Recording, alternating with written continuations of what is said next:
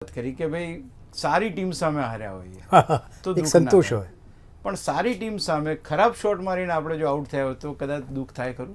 ખૂબ બહુ દુઃખ થાય, બહુ દુઃખ થાય. To Virat Kohli shot which he has played, અને ખાસ કરીને ઇરેગ્યુલર બોલરની સામે જો તમે આઉટ થાઓ હા. તો બેટ્સમેનને ખૂબ લાગે છે. અને એનાથી વિશેષ તો એ છે કે we have out of the tournament suddenly આપણે જે રીતના એ શોટ રમ્યા ત્યાર પછીની પરિસ્થિતિ. અશોકભાઈ એમાં હું એડ કરીશ if you don't please, mind please. કે બહુ સરસ ક્વેશ્ચન તમે. યસ, વિરાટ કોહલી ઇઝ ઇન્ડિયાનો આજે કઈ છે કે મોસ્ટ ઇમ્પોર્ટન્ટ બેટ્સમેન છે. He is batting number 3 is very crucial number in cricket. બરાબર છે. તમે જે ટાઈમે આવો છો ટીમની પોઝિશન ખરેખર સારી છે, આપણો હેલ્ધી રનઅપ છે, બરાબર.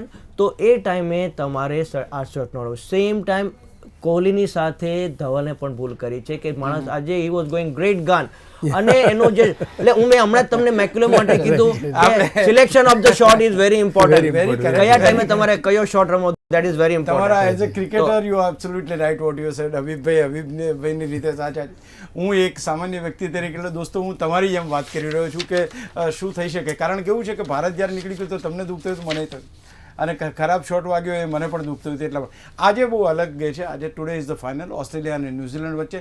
તમે પણ એને ફોલો કરો, હું પણ એને ફોલો કરું છું.